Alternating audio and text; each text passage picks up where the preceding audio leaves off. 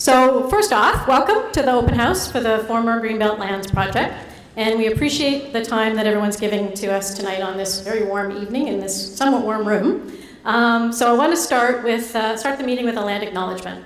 So the city of Hamilton is situated upon the traditional territories of the Erie, Neutral, Huron-Wendat, Haudenosaunee, and Mississaugas.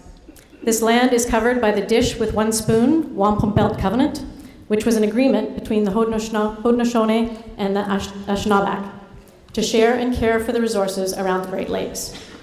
We further acknowledge that this land is covered by the Between the Lakes Purchase of 1792 between the Crown and the Mississaugas of the Credit First Nation. Today, the city of Hamilton is home to many Indigenous peoples from across Turtle Island, North America, and we recognize that we must do more to learn about the rich history of this land so that we can better understand our role as residents, neighbors, partners, and caretakers. So a bit about who I am. My name is Carla Coley, and I am your facilitator for this evening. I've been working on engagement-type projects and engagement in the engagement field for about 20 years, so I bring a lot of experience to facilitation. I also work in a team of planners in the firm that I work for, so I have some familiarity with the content, and of course we've all been paying attention to the news, and it's really hard to miss. There's been lots of Greenbelt news, so I do have some knowledge of the topic at hand. But that's not why I'm here today. Today, as your facilitator, it's my responsibility to help us work through the agenda and have a productive and respectful discussion. As it was explained in the meeting notice and in the panels on the way in, the city opposes the removal of these lands from the Greenbelt.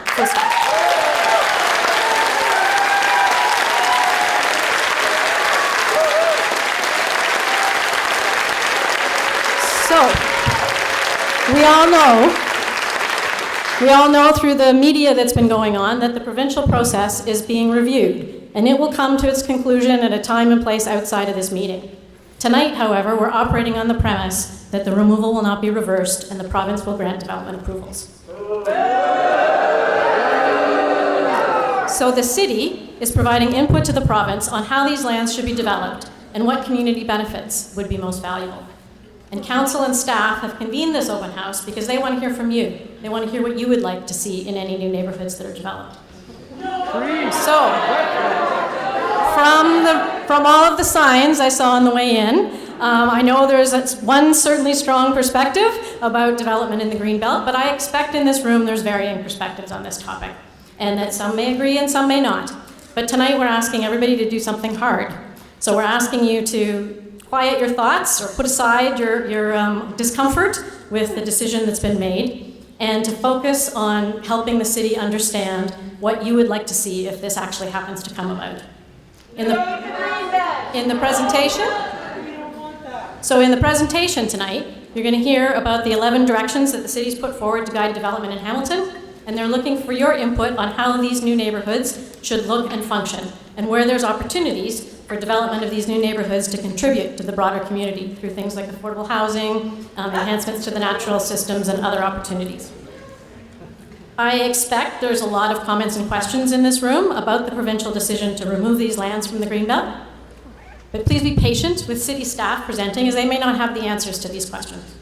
And you're of course welcome to ask them, and welcome to comment on that decision, but also please understand if we direct the conversation to focus on the topics that maybe we can answer and that we have further information on. So remember, we're not all the decision makers in this room, but together we can provide the valuable input to the city to help them negotiate with the province on what future development in these areas will look and feel like. So as we begin, I want to share a set of considerations for all of us to keep in mind so we can work together effectively in this meeting. So we want, from everyone in this room, we want everybody to listen to each other as well as city staff. Please don't shout things out when someone is speaking, because it makes it really hard for people around you to listen, and they may want to hear. Be heard. The city does want to hear from you. There's time on the agenda to hear from you. There's survey out there. There's boards outside for people to provide information. And we also have a Mentimeter so that you can text in any questions and comments as well. And be respectful. Everyone in this room is entitled to their opinions. And we're not going to agree. But let's all remember that disagreement does not equal disrespect. Let's keep our language clean, and let's not attack each other. And keep an open mind. All views do have value in this process.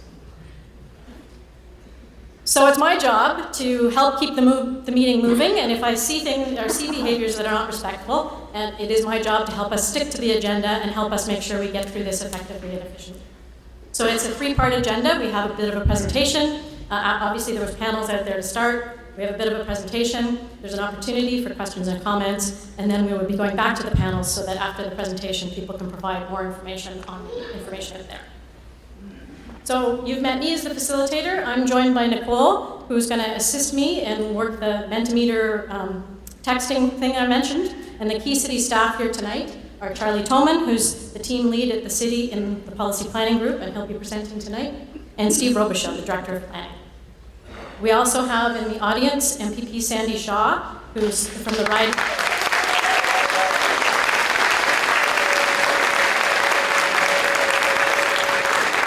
From the Hamilton West and Castor Dundas riding, and Councillor Craig Castor, who's the local councillor from Ward 12. There also may be other local councillors in the audience.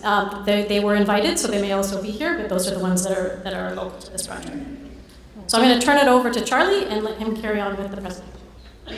Great, thanks, and it's great to see so many people coming out. So I'll be providing a brief presentation outlining the provincial decisions and authority to approve development of the lands removed from the Greenbelt plan, as well as how and why the city is seeking public input on these lands.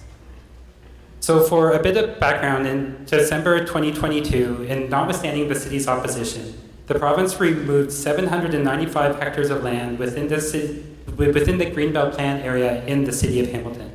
To put that area into perspective, it's about twice the size of Binbrook.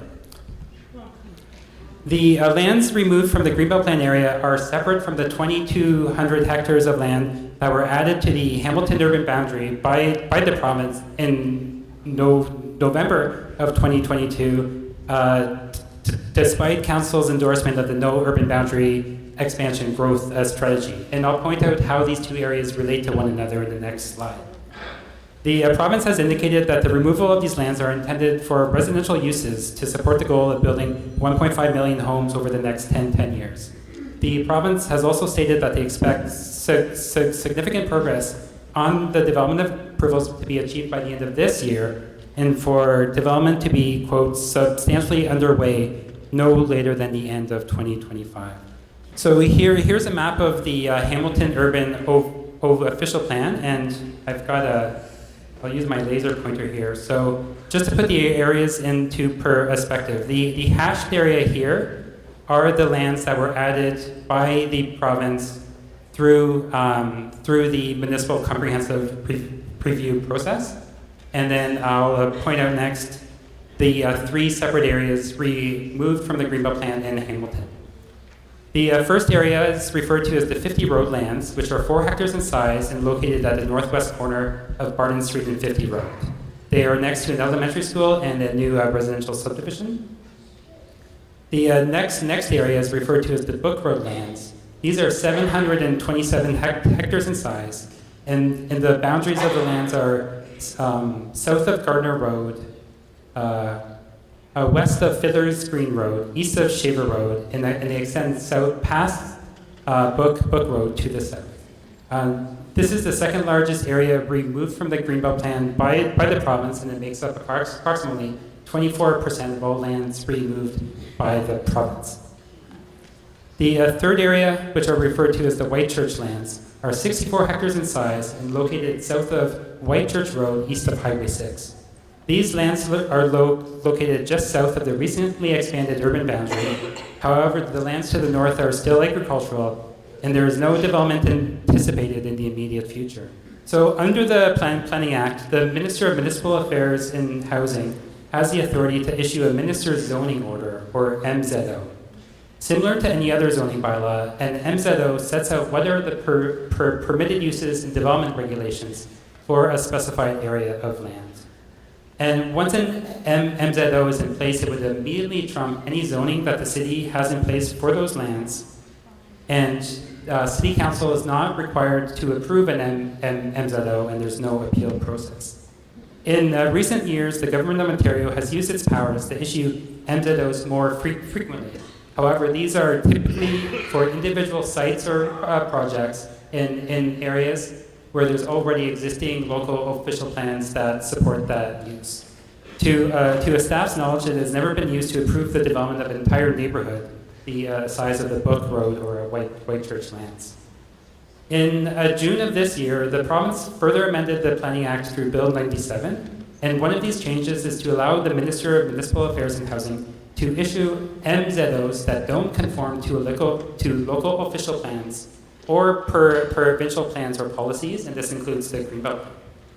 Bill 97 also enables the province to require landowners and municipalities to enter into development agreements where the province has directed the provincial land and development facilitator to make recommendations. We do anticipate that the province will be using its authority to issue MZOs for the former Greenbelt lands.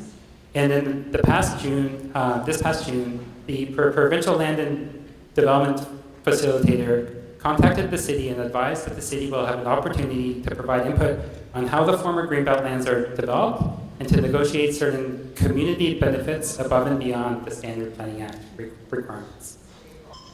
So that is the provincial authority and the decisions that they made leading up to this. And this slide just has a summary of what council motions have been made sort of as that has been happening. So council has passed several motions with respect to these lands in the past year.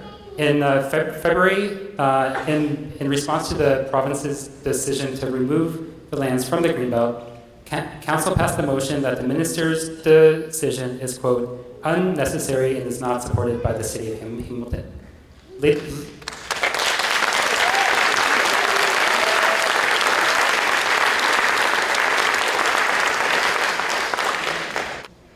Later that month, in response to the provincial call for municipalities to meet the provincial target of 1.5 million new homes over the next 10 years, council passed a motion that the city, quote, accepts the challenge of building 47,000 new housing units by 2031 and continuing council's direction for growth through intensification within the former urban boundary, excluding Greenbelt lands.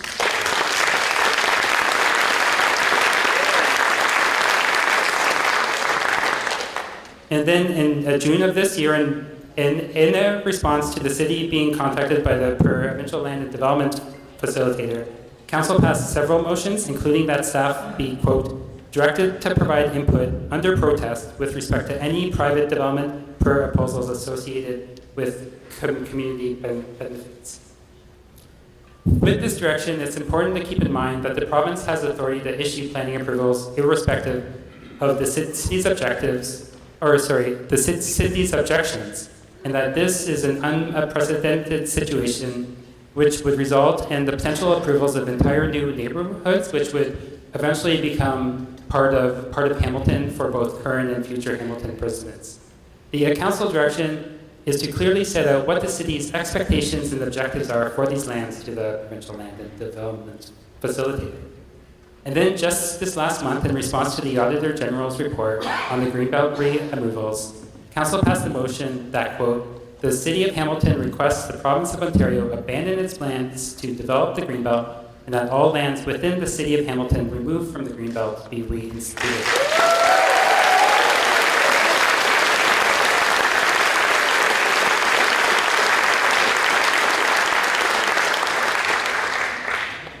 So last month, council also provided direction that the 10 directions to guide growth by the city for new neighborhoods shown here, and we have a panel out in the hall, be the basis for the city's input to the province, and that the city considers, quote, agricultural use to be a prime consideration along with the protection of wetlands and natural heritage features.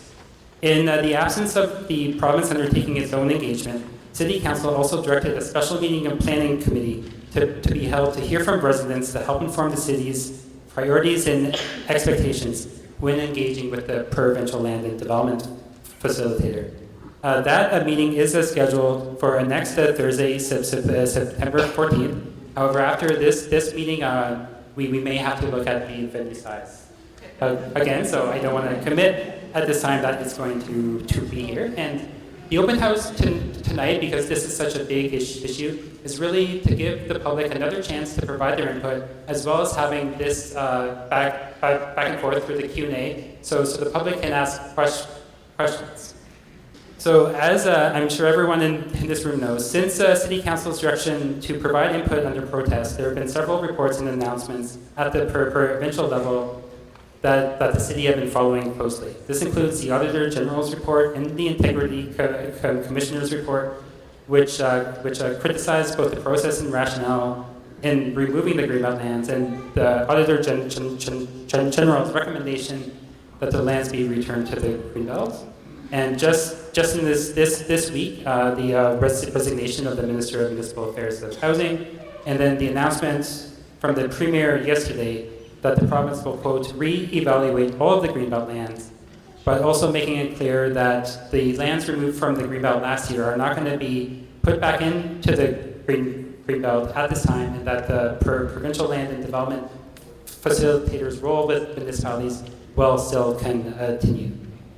So with the province not changing its position as it stands today and council's direction in place, we are still proceeding with this plan consultation and the input to the provincial land and development facilitator. Now, we know there's a significant number of Hamilton residents that don't want to see any developments of these lands. And we've also heard that many residents don't want to partake in this survey, and they would much rather comment that they just want to say no to any development of the former Greenbelt lands. The city certainly acknowledges, and City Council agrees with this position. So all comments received through this process, through the emails, the comment sheets, those will also be received and sent along the province along with the results of the survey and the other engagement that we've been doing. So at this meeting, we're asking your feedback on the city's development objective, what the city's development objective should be for these lands, as well as the community benefits the city should work to secure. And by development objectives, what we're referring to is how any new development should look and function. And this includes the types of land uses, the densities, as long as the type, layout, location, design of all of the infrastructure that has to go in to potentially building a new neighborhood. And for community benefits, the province did not provide clear guidance on what this would entail, just that it would be a developer contribution over and above what the city could normally require under the Planning Act. We do have some examples of community benefits up on the screen, and there are examples on the panel, but there is really no defined limit as far as staff know as to what those are. So outside we have panels, and we're asking residents to place dots next to those development objectives and community benefits for each of the 3 individual Greenbelt tree removal areas that are most important to you. We also have post-it notes that if there's any specific item that you want to see included in those lands or thought about, you can write it on the post-it note, and we have panels with a blank the space where you can post those. There's also a general comment box for any comments, including opposition to any development of those lands, which can be dropped in the comment box, taken home, and sent directly to me this week. There's also an online survey available, which you can fill out if you don't want to add dots to the panels. And I have the link here if anyone wants to do it on their phone, because it is relatively easy to do and quick. So how will your input be used? All of the feedback received at this open house, the special meeting of planning committee, and from the online survey will be submitted to City Council, submitted to the provincial land and development facilitator, and be posted on the city's website. As mentioned, there will be a special meeting of planning committee scheduled for 6:30 to receive public delegations. If you wish to speak or submit comments at that meeting, we encourage you to contact the city clerk to form a public delegation ahead of time. Council directed that it be a standard public meeting. So there would also be a chance for anyone who didn't register to come up and speak directly to planning committee, but knowing the number of people that we expected to come out, we would strongly encourage you to register so you can see yourself where you are on the agenda of the planning committee meeting. So that wraps up my presentation, but me and Chief Planner Steve Robichaud will be available for questions. And we do have staff here who will be manning the mics, so maybe I'll just ask staff in attendance to come forward.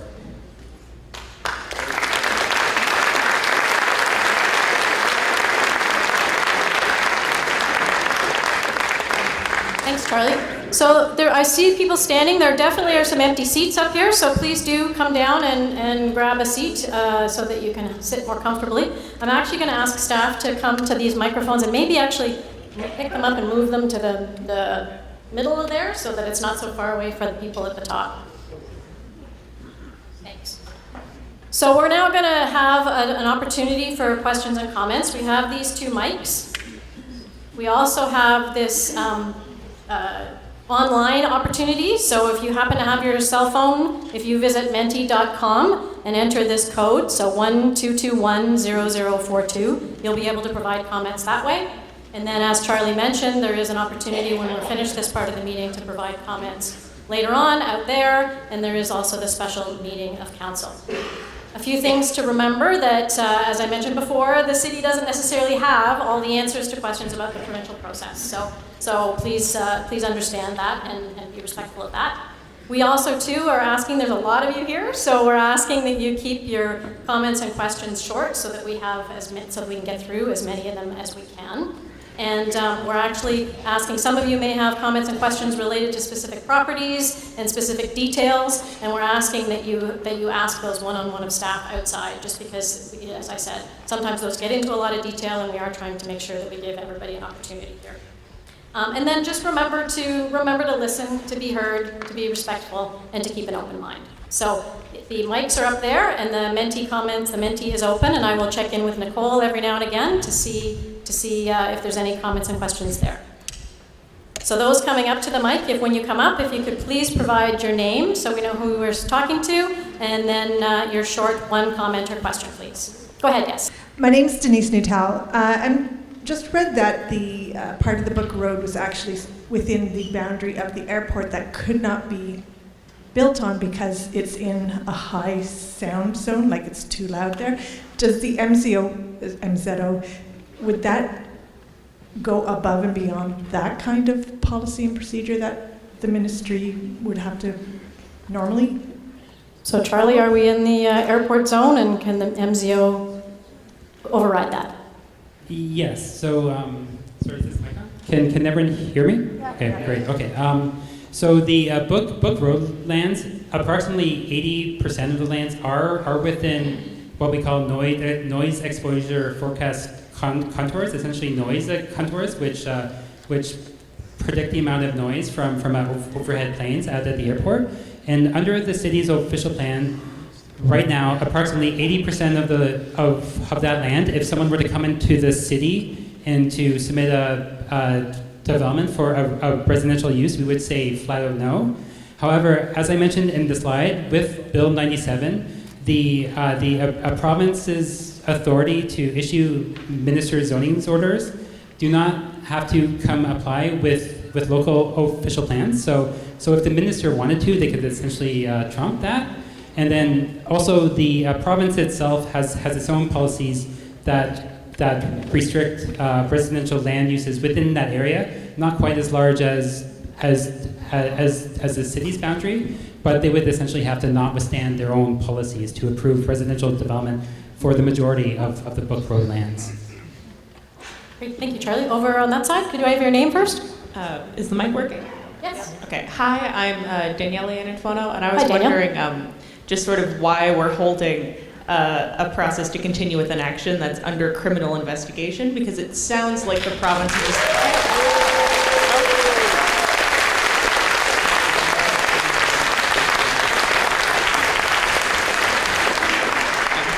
It sounds like the province kind of has you guys in a hostage situation, and I don't think that's how democracies are supposed to go. So I was wondering, like, do we have to go through with this, even though it's there's a good chance it'll be found illegal in the next 6 to 8 months?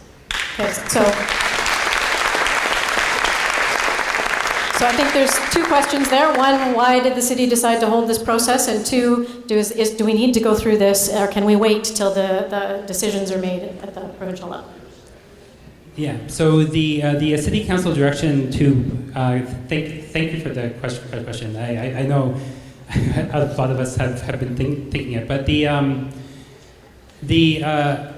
city council gave us direction to provide input to the province through the provincial land and development facilitator last July, and there has been a lot of things happening at the provincial level with the Greenbelt plan. However, as I spoke to him in my slide, the council direction to provide input to the facilitator is still the direction that staff are working from, and also that the province hasn't said that they are going to reverse their earlier decision to remove the Greenbelt lands, and they're still going through with it. So I can't forecast if one of those two things will change in the future, but that's why we're still having this meeting today, and that's the basis that we're still moving forward with.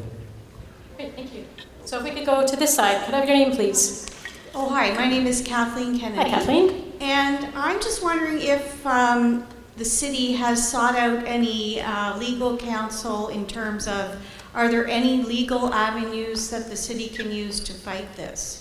Okay, great. Thank you, Kathleen.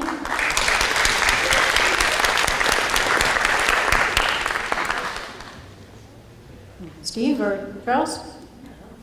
Yeah. So I am not a lawyer, and I am not aware of any specific legal authority, but I can't speak on that. So I think that's a question that we can certainly take back and provide a free response through, because the city may have looked into it, but I'm not aware of that. So I don't want to answer one way or the other.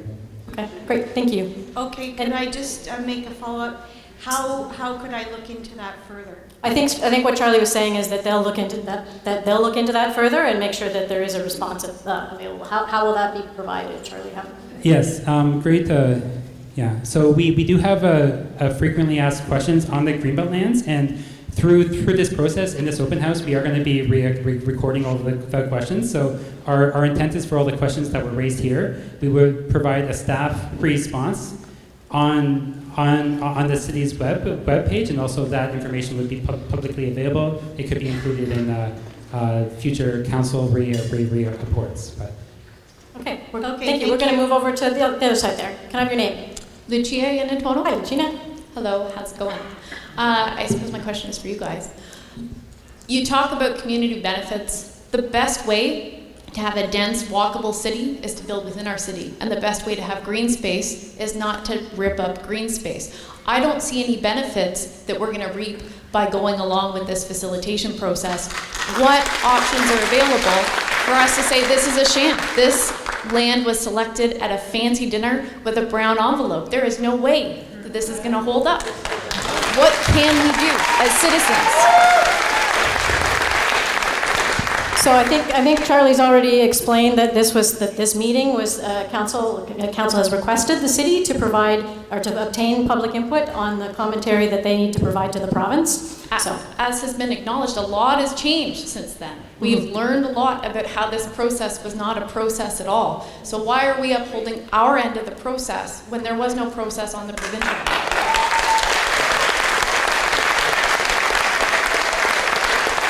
So I'm not sure that there's anything else that we have to say on that. Steve? Yep. I think what has to be understood is the minister has the discretion to issue an MZO, and the process the province has put in place that in exchange, where the municipalities have the opportunity to negotiate benefits from the developers and the landowners, and if an agreement is reached, the provincial facilitator will report that to the minister. The minister will require that the landowners enter into an agreement with the province, and then once that agreement is executed, the minister will issue the ministerial zoning order to allow the development to proceed. There's nothing in law that requires the minister to go through that process. So if the municipality said thank you but no thank you, the minister would still have the discretion to issue the MZO to allow the development to proceed in the absence of the municipality securing any community benefits from that development. Under the Planning Act, this government has amended. Under the Planning Act, this government has amended. Under the Planning Act to say that the minister does not have to follow any provincial planning documents when exercising their decisions. So I'm just trying to explain it's the process that is being laid out by the way the province has amended the Planning Act, and that is why council said we are negotiating, I believe, under protest or in opposition was the addendum that was added. However, if there was an opportunity to secure those benefits, which could be, as Charlie indicated, affordable housing, additional greenlands, parklands, financial matters, then to explore those opportunities and then to see if an arrangement can be met. If the negotiations aren't successful, then the city may say, we do not agree to this process and not participate anymore. It's really for the purposes of trying to identify what would be the city's priorities for each of these areas, and it doesn't have to be the same priority for each area, in the sense that the 50 road site, as Charlie indicated, is 4 hectares. So maybe in that site, the focus is on affordable housing and urban type amenities because it's surrounded by urban development on 3 out of 4 sides. As opposed to Whitechurch, which is sort of on the edge of the urban area, or Book Road, which again is on the edge of the urban area. And there may be different benefits because Book Road has a large NHS component. We know that based on our mapping and the Greenbelt mapping. And how can we actually maybe enhance that? I'm just throwing out ideas. And that is part of the thinking process, saying, yes, this is being done under protest. Yes, the province has all the cards. We're playing poker where we might have 2s and 3s and they have aces and kings. And that is sort of what we are trying to see if there's an opportunity there for, and what would that look like, provided that it seems to be a reasonable set of benefits as opposed to just accepting what gets presented to the municipality. This is the first time in my planning career we've ever had a situation where we've been negotiating with landowners outside of the urban area, a suite of benefits that go above and beyond the normal Planning Act provisions. So there is no rule book or process manual to follow, and it's we as staff and council, I would say, as well as obviously the public, are struggling with this process and trying to understand how it plays out and what will be the ultimate outcome as it relates to. But as the Premier indicated yesterday, they're not rolling back this decision. It's really looking at other opportunities to remove other lands from the Greenbelt. Sorry, ma'am, I don't want to speak any further because I know there's other people and we could probably talk till all night. Thank you. Thanks, Steve. So Steve has given us, and Charlie, they've given us a really good overview of why we're here. So with that, there may be more comments and more questions about why we're here, but I think we've probably exhausted the information that we have on that point. So let's move over here, and can we get your name, please? My name is Michelle Silverton, and I am so impressed and touched by the amount of people here showing up. This is what democracy looks like.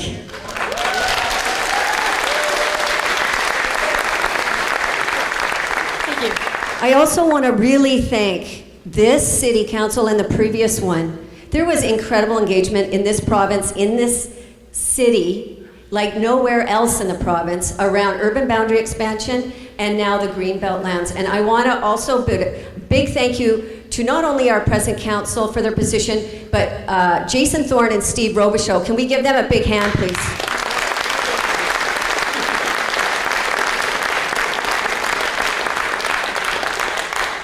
You know, Fred Eisenberger said that it was the largest city council meeting ever in his memory when we had 2 full days at urban boundary expansion. Let's do that again on September 14th. Sign up to delegate, give a written comment.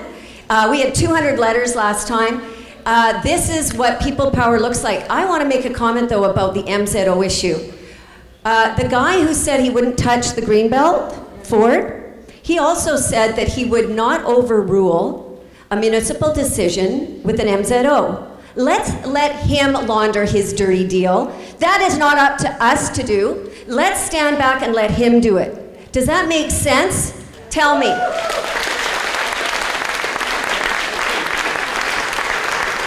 Thank you for your comments.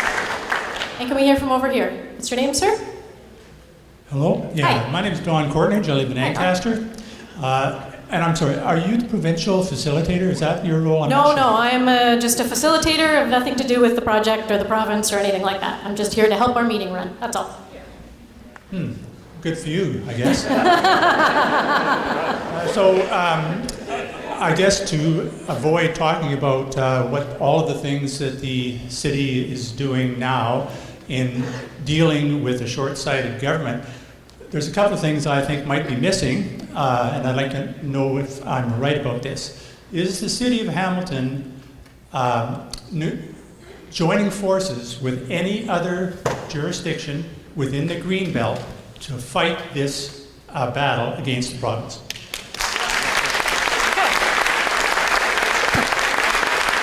Thank you for that question. So is there any municipal collaboration on this? Steve or Charlie?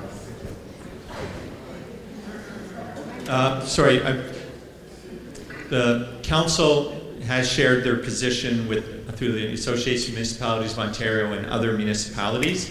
There are some municipalities who actually asked the province to remove lands for the Greenbelt, and I believe it was reported in today's Globe that 12% of the land area, the number of 12 was used. Some municipalities have already reached an agreement to remove lands from the Greenbelt. So out of all the affected areas, there's some municipalities that are for the removal, there's other municipalities that are opposed to it.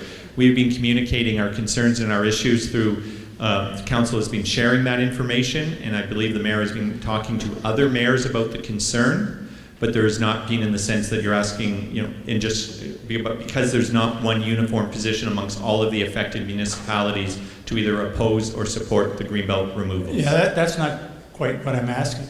I'm asking if the city of Hamilton is actively participating with other stakeholders, presumably not with ones who are against it, but with the other stakeholders who are against the land grab in this process. Are you or not? That's the first part of the question. The second part of the question is the city of Hamilton initiating any movements whatsoever towards long-term protection of the Greenbelt? Because there will be other short-sighted governments come along, and in 10 years this may happen all over again. And is the city of Hamilton exploring other alternatives to protect the Greenbelt in its entire forever?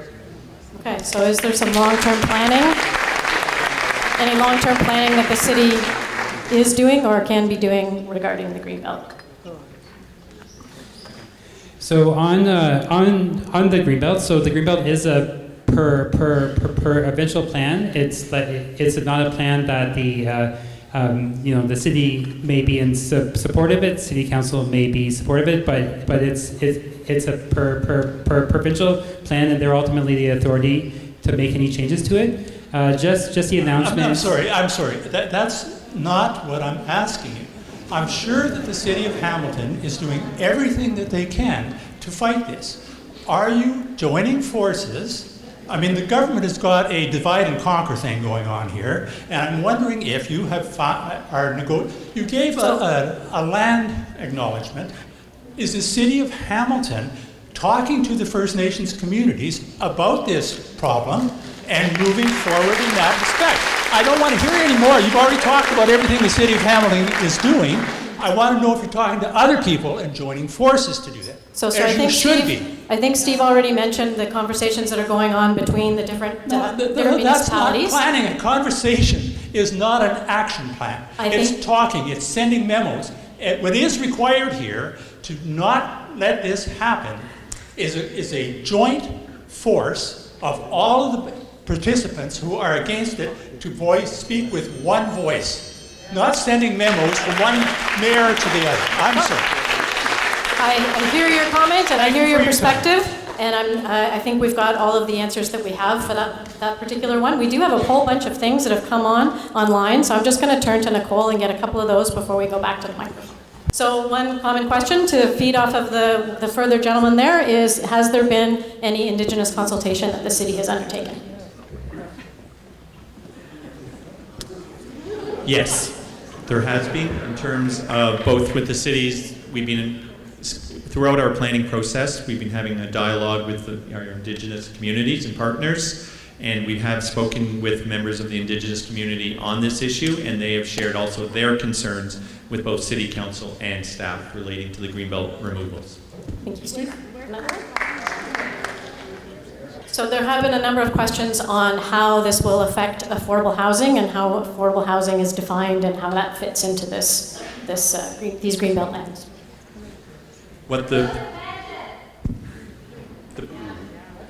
Okay, let's let Steve answer, folks. The province, as part of the package of community benefits, one element has to be an affordable housing component. The province, and that could be either actual units being constructed, it could be monies given to the municipality to help fund affordable housing projects, or it could be land that could be given to the municipality or transferred to affordable housing providers to develop affordable housing projects. But that would be part of those community benefits discussions with the proponents. And there's also that issue of how do you define the affordable housing versus attainable housing? Is it deep core need? Is it shallow core need? What would those price points be? And that would be part of the discussions as to how that affordable housing would be provided. What would it look like, and how do you ensure that it stays affordable, as well as whether it is rental or ownership or a combination of both. All of those questions and issues around affordable housing could be put on the table to be discussed before, as part of that community suite of community benefits. Great, thank you. So we're going to go, we have about 10 minutes to the time that we had in the agenda to go back to the panels. So that covers pretty much the folks that are standing at the mic, and maybe we'll see if we can get one or two more from the Mentimeter as well. So if we're going to go back to this side. Okay, it's Carolyn Stuffel. I'll make this quick so there'll be more room for other people. Perfect, I don't know why we're here. We just did the land acknowledgement. Indigenous people have not been contacted about this, and we need to be doing archaeological assessments on top of species at risk of this land. We've already had the City of Hamilton councillors all agree that they're not going to let this happen. So, also, the last thing I wanted to bring up was the 10 direction. Actually, they changed it to 11 directions to the guide development. I believe that was developed by the planning department in the City of Hamilton. If you go through all of them, pretty well all of them stop the development of the Greenbelt if you go by all 11 directions. So why are we here? Why are we doing this? So thank you for that. I think we have had that conversation about why we're here, and it is, as they've mentioned, a council direction to get input on this issue. So we're going to move over here. Can I get your name? Mila. Hi, Mila. Okay, my question is, would you say it's possible for the City of Hamilton to get community benefits like affordable housing while allowing nature and not concrete to develop in the Greenbelt? And might energy be better focused there? So could we get affordable housing without the Greenbelt, without development in the Greenbelt? Yeah. Thank you. The audience has answered your question. Steve, would you like to, or Charlie, did you have anything to add? I just said yes. Oh, did you? Okay. We are looking at those full suite of options for increasing the supply of affordable housing within the pre-OPA 16 urban boundary expansion area, as well as in those urban boundary expansion areas, in addition to these Greenbelt removal lands. Okay, so we're going to keep going, and we're going to pick up the pace just a little bit. So if you could keep your comments short and sweet, because people keep adding themselves to the list of people who wanted to have a conversation, and we do have to cut this off at some point. So go for it there. Thank you. My name is Nancy McKeel. I wanted to follow up on the gentleman who talked about merging forces with other municipalities. Absolutely, we should be calling on the City of Hamilton to do that. We are in good company. Toronto, Mississauga, Georgina, Halton Region, Oakville, and Brampton have all opposed the removal of the lands, representing a majority of the area in Ontario. We should absolutely join forces with those municipalities. Okay. Thank you for your comment, Nancy. I also wanted to follow up about the question about if we have legal recourse. We do. There's a process called the judicial review. Just bear with me for a second. The Ford government is in violation of the Greenbelt Act. Specifically, they are required to conduct plan review and decisions in accordance with rules of natural justice and procedural fairness. Okay. The integrity report has confirmed that they have not done that. My question is, I would call on the City of Hamilton to ask their legal counsel to look into that, because there is absolutely a case that we can bring the province of Ontario government to the judicial review process and get the amendment to the Greenbelt plan reversed. Okay, so Charlie has already said that he will look into that, and the city has already opposed this, so thank you very much for your comments. And over to you, sir. They did not oppose it, though, through the judicial review process. Okay, thank you. Totally different. Over to you, sir. Hello, my name is Tice Teismeyer. I just want to get a little more clarity on the community benefits. One of the categories is green development standards. How would that be, what would be the current status in Hamilton relative to what that might actually mean? So what does green development standards look like in Hamilton? Is that right now? Thank you for the question. So it would be any green development standards could be related to energy efficiency, it could be related to low impact development, local power generation. There's a whole suite of things that new development can do to reduce its carbon footprint.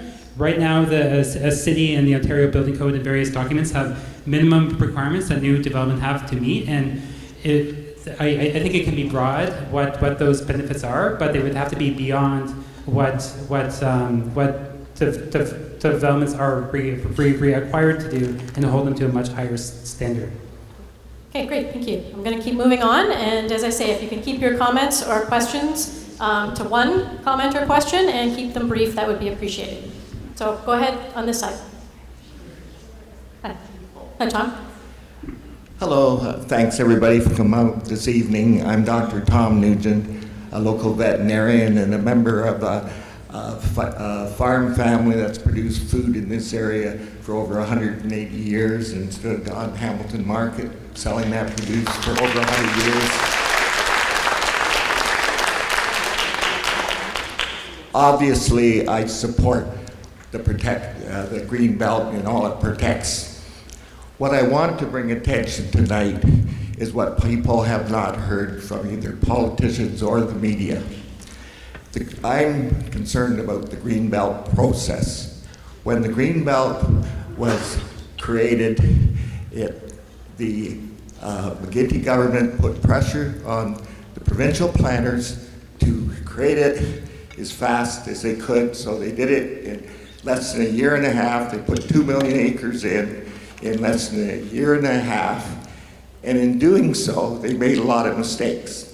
In order to do it that fast, they had to just use satellite imaging without anybody on the ground checking boundaries. They never checked with any municipalities if that land had already water or sewers, if it was sustainable for farming or not. Now, I agree with the Greenbelt and all it protects, but it does not trump honesty and democracy. Bottom line is, when those that fell victim to these mistakes, myself for one, because they misidentified my property, what they were concerned about is on somebody else's property down the road.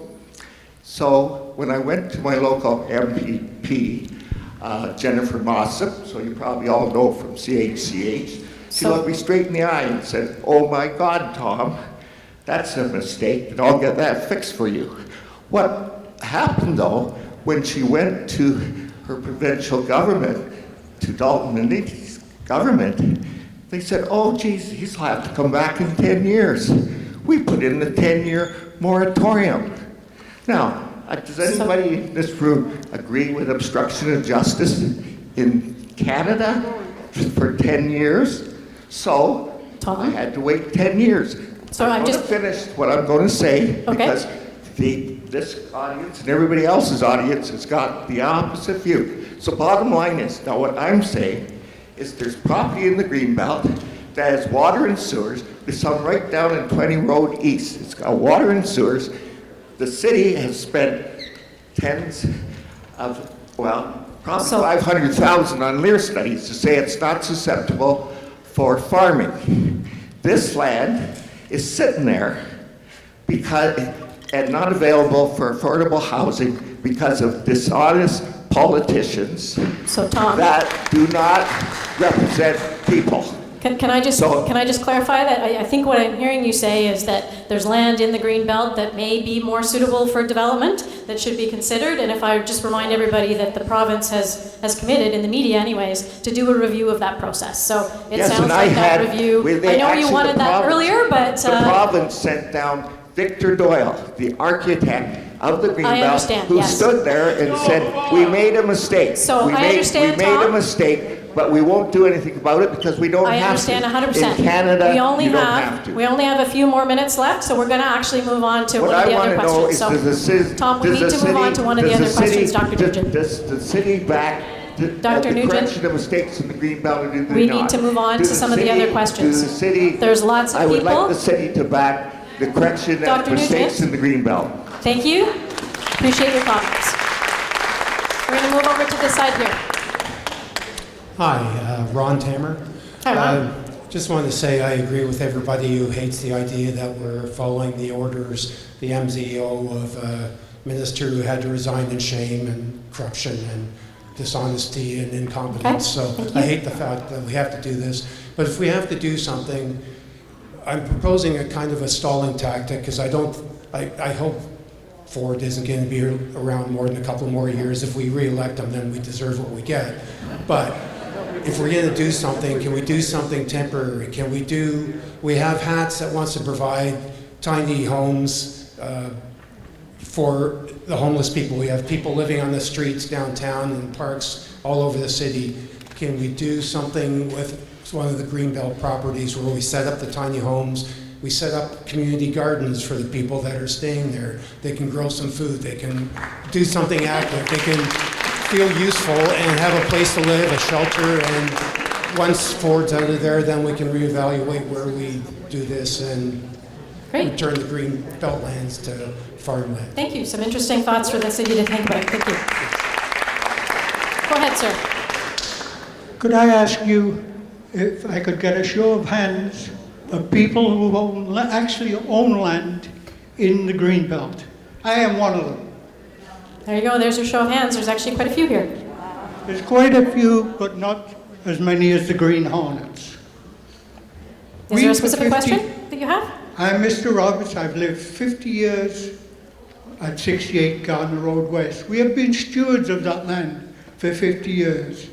Most of the farmers around us call us newcomers because they've been here hundreds of years and they're not ready to farm that land anymore because it's not viable farmland to make a profit. Okay, thank you. There definitely is impacts on landowners in this process, no doubt. Mr. Trudeau will stop bringing in 500,000 immigrants. If we all stop having babies, okay, so we're not going to. We don't need the green land. We will keep it. We'll keep our land green. Okay, everybody, hang on. Let's listen. But I ask you, sir, if you could ask, is there one specific comment or one specific question that you have, and then we need to move on. Where are we going to put these people that have been brought in by politicians? Okay. And house them if we don't develop the land that we are close to development? Okay, so we have water, we have everybody, sewers, we have gas lines, we have an airport. Okay, thank you, sir. So what more do you want? Thank you. Everybody, please be respectful. There are different points of view, but we do need to be respectful of people. There's right and there's wrong. If we can wait, everybody, can we let the rest of the people provide their comments, please? We only have about 5 or 10 more minutes of questions, and then we're going to go back to the panels. Over here, sir. It's Steve Chalastra. I'm curious about the MZOs. We don't want this to happen. You don't want this to happen. We've heard that clearly. But you think that there may not be much of an opportunity to combat these MZOs. I'm just wondering about the extent of that. People are talking about affordable housing and using it for green, farming, whatever. Does the provincial government with these MZOs have the ability to dictate what type of construction goes on here? I mean, we know who these developers are. They'll be looking to do monster homes, with concrete driveways for 4 SUVs, that sort of thing. So can the province dictate what type of can they development? dictate what kind of use it's put to?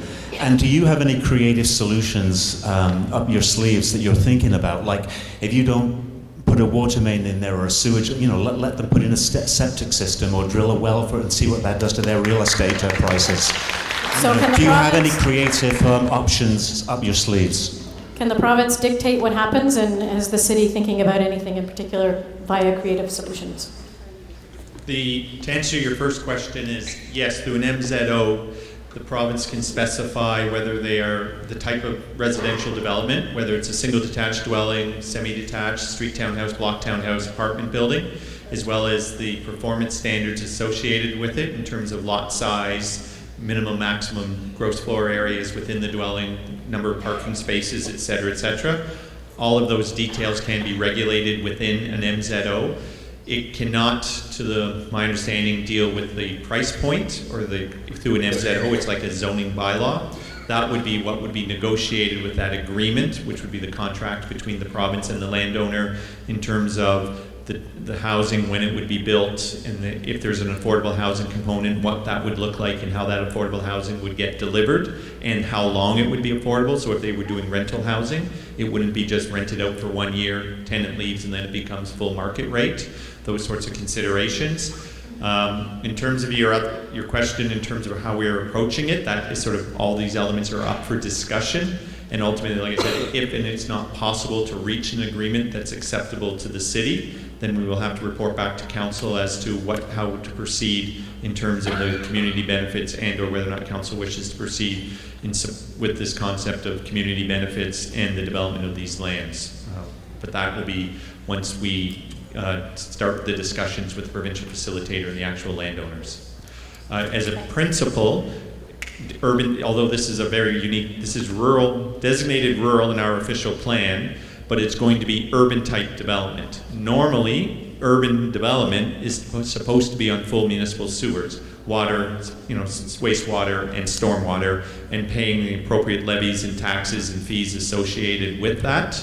Once you get into rural development, if it's not connected to the municipal services, then suddenly you're into lots up to 2 acres to 4 acres in size based on the carrying capacity of the site.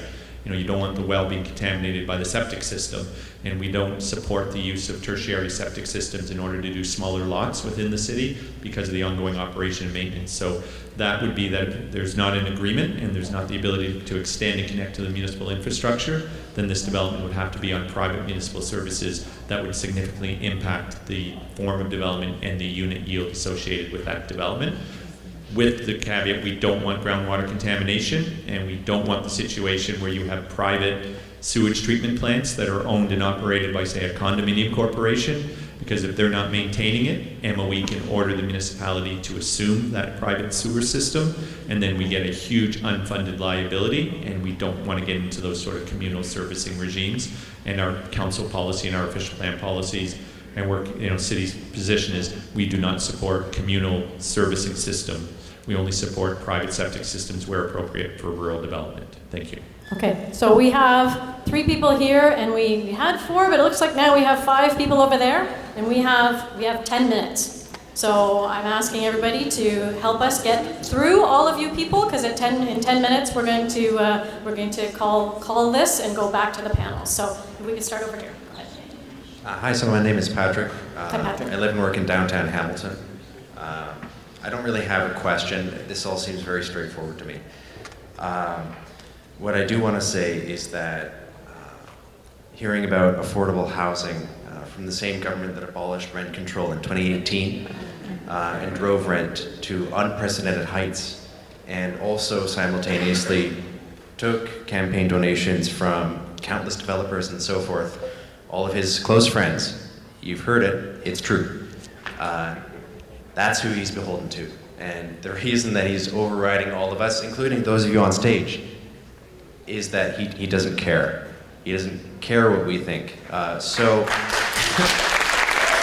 thanks for your point of view, Patrick. Is there anything? Thanks for your point of view. And I just want to say that we're not going to relent until the Greenbelt is not developed, and I call on all of you on stage, because I feel like you are on our side, So thank you for coming out and hearing us tonight, and please fight for us. Thank you. Thank you. On this side.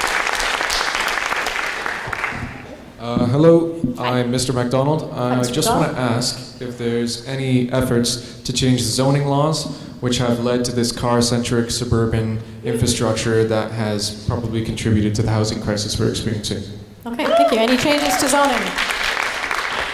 Short answer is yes. If you look at the approach that the city has, as Charlie indicated with the housing pledge, the city committed first to reurbanization, residential intensification, and redevelopment over greenfield development. But we have updated our zoning bylaw regulations to encourage as of right, accessory apartments, the missing middle, moving in that direction. And the final element is we're currently council adopted a draft report updating our parking standards in the zoning bylaw to start looking at reduced standards and encouraging the use of public transit or active transportation measures. So all of those sort of suites, trying to discourage automobile use and encouraging, forms of development that are more transit oriented as well as active transportation from that lens. So that is where we're moving towards. And we're also currently consulting on the medium, sort of mid-rise zoning as well. So we hope to bring that forward to council early or end of this year or early next year, so that we can pre-zone all these sites so that people can, the fastest way to get new housing built is to build in accordance with the city's zoning regulations, and we want to ensure that we have updated, current, contemporary zoning regulations to allow for more housing to be built within the existing urban area. Thank you. Okay, great, thank you. So we're gonna keep... Thank you, sir. Please look out for us. Yourself, sir. My name is David Hitchcock. I'm going to ask for a show of hands. There's about 600 people, I think, in this room. How many of you would like to see the city submit what community benefits we would like with the development of these Greenbelt lands? How many of you want the city to submit such a thing? Thank you. Not very many. That's, I think, the mood of, of the room. Thank you. Oh, here.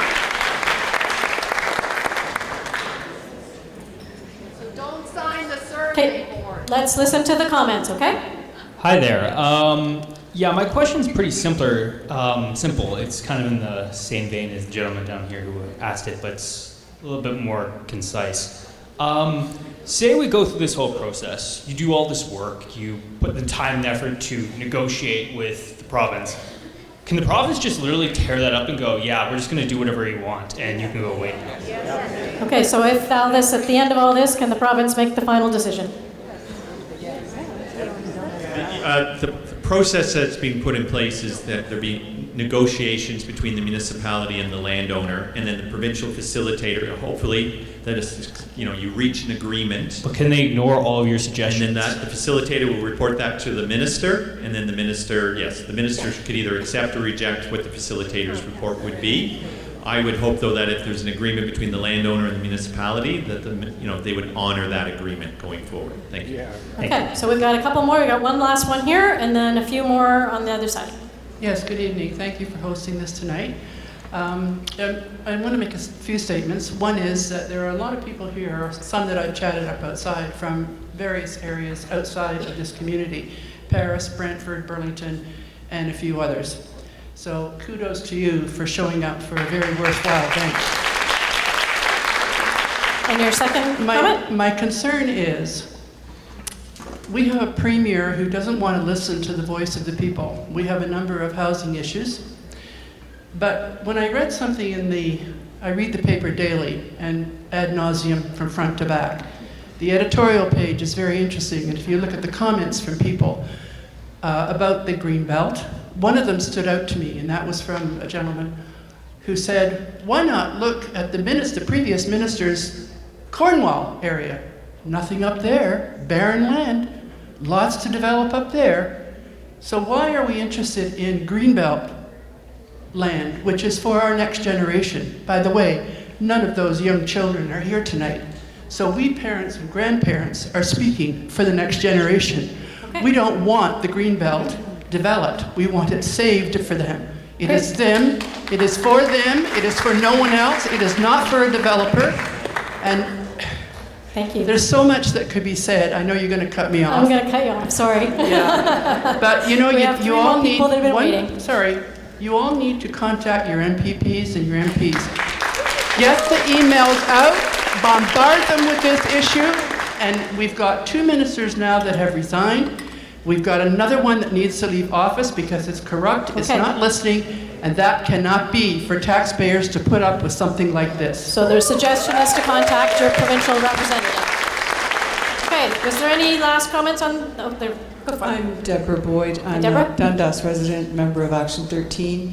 I think it's very hard to be invited here tonight to ask for input on a bad plan we're still talking about the fact that we don't agree with the plan. So to ask us to have an input in a positive way on something that no one agrees with is a very big obstacle for many of us to get past. Yes. It makes me wonder why we're not invited here to look at the build-up plan. That's where you'll get creative energy. There's like how many hundreds of people here, creative intelligence to burn in this audience. Ask us to do something that will make us feel empowered, like we're part of a solution that we can speak clearly to as individuals and as a community. I think that would position us better into a solution. I haven't seen the build-up plan, but I know that it's there and I've heard that it will work. I haven't seen it, and maybe that would help us feel more empowered. So that's just my comment. But I do appreciate, I think it's really important to get the answer about legal recourse to where we're at now answered. I'm disappointed that there isn't an answer to that when it was posed earlier, that we don't know the legal recourse to what's going on right now. We have to know that. So anyways, thanks for being here tonight. So we have finished our time here. It really depends on yourselves. I see there's 2 people standing there. Do people want to hear from those 2 people, and then that's it? Okay. So we're going to have the 2 people to provide their one comment or question, and then we're going to call it. Thank you. Yes, my name is Elaine. Hi, I'm Elaine. a resident of Ancaster, and my question is to do with the land that has already been removed from the Greenbelt, and I'm wondering if any of that land has already been sold. So has any of the land removed already been sold? Do we know? Is that a question we have any knowledge on? No, sorry, other than what was reported in the Auditor General's report, we don't normally as a planning department track who owns land. It doesn't influence our planning process or our planning opinion. When we're looking at any sort of new, whether we're doing a secondary plan for an existing neighborhood or a future suburban neighborhood growth area, we focus really more on the land use planning principles independent of land ownership. So that's not a matter that we track or investigate in terms of when property changes hands or who owns what piece of property from a planning perspective. Great, thanks. I think Steve answered the question already from the information that he has. So we have 3 people What I over would here. say is, accidentally. based on the Auditor General's report, it identifies who owns what. So you can look in that report, and for each of the areas in Hamilton, it identifies if lands are owned by developers or in numbered companies, et cetera, et cetera. So that is the only information that we in the planning department have in terms of ownership and when those lands were sold or purchased by the current owners. Thank you. Thank you, Steve. I missed these 2 people before. I apologize for that. So go ahead, sir. Hello, my name is Chuck Blake, and just for a quick background, I was the director of McCarty Court Housing Authority for Housing Authority and Affordable Housing in Brampton, Ontario, in the early part of my career. And I just wanted to say that when I hear all of the discussions about this, that there's some reminders that I think need to be applied. Just telling Doug Ford that we're not interested is not going to do much to solve the problem. What I would like to say is that we have to have a strategy, and that strategy is to give them a list of why it's not a good thing, and just saying it's green is not the answer. He's all in on this climate change. Green is an absolute contributor to absorbing CO2, which they consider to be the problem. Also, if you put affordable housing in Ancaster, which is mostly working people, because that's who I work with, they would be driving into Hamilton. which is not going to help the traffic situation that is already a problem for those of us that drive into Hamilton. Thirdly, you want to know what's going to happen to Ancaster? Just go to Waterdown. I grew up in the Waterdown area, lovely little town. It's now just a suburb, crowded and too busy to live there. So my suggestion is that you go with a why not? Why not do it here? With all of those reasons about climate change, about traffic, about infrastructure not being available, and so on. You want to protect the community, but you have to give them the benefits and the alternatives. And the alternative is develop downtown Hamilton. My office... Thank you, sir. I'll make it quick. Thank you very much, sir. My office is in the Barton area, steel industry area. I can tell you if you go from Wentworth to the Red Hill on Barton Street, there are buildings sitting there that are 90% empty that could easily be fourplexes with retail underneath it. Rebuild that whole community. It used to be fantastic. All right, so some support for urban development. Thank you. Did you want to go next? So we have our MPP on this side. Hi there, my name is Sandy Shaw, and I just want to make sure, thank you. Thank you. You're just applauding because I'm not Doug Ford, right? That's why? Okay. But I wanted to make sure there's no misunderstanding that I think this is a dirty deal for us. And that's not why, I'm not here to say, like, as all of us are here, we're not here to approve this plan or feel like we're complicit in this. But I do want to say that the city, not only the city council and city staff, are doing the best they can with having their hands tied behind their back. And I do want to commend them for standing up to this bully.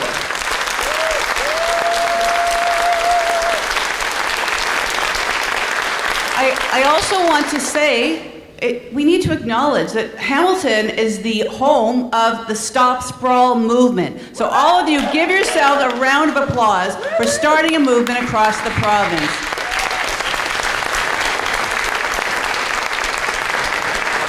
And finally, what I am the environment critic, so like all of you have been consumed with this, but what I want to say is that there's two things going on here. There is a civic process, a bureaucratic process, a municipal process, but there's a political process as well, and the things that you're talking about are mixing the two of them. So because you're here tonight, doesn't say that you're buying into this plan, it says that you care and that you want your voices heard. And believe me, this is a premier that doesn't want to hear from you.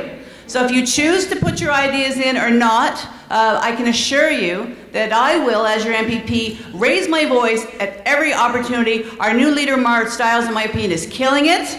And so, yeah, absolutely. And so, someone said, write to your MPPs, write to me, come bang on my door in my office. You know what, it's when I step into the legislature, I will take all of your anger, all of your concerns, all of your disappointment, right to the Premier. So thank you so much for doing this. Yeah. Thank you, MPP.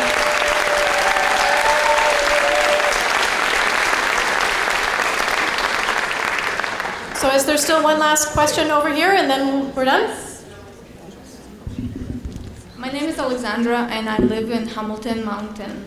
I immigrated here in the beautiful country used to be, but Ford destroyed it and the other part of our leader.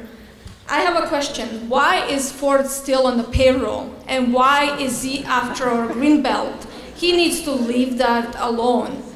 Okay, so thank you very much. I think that that's a question that might be beyond the audience here and the people here, but we really do appreciate everyone's questions, and I can tell you the passion in this room is phenomenal. And I am sure the city staff here feel it, and we really appreciate what everybody has to say. As has been pointed out, they have a hard job here, and yourselves have a hard job too. We're hoping to get some feedback from you on this process, recognizing that it's challenging. So there's still some opportunity to provide commentary on the panels out and to talk to city staff out there for about another 10 minutes or so. And we really appreciate your time that you've given us tonight. So thank you very much.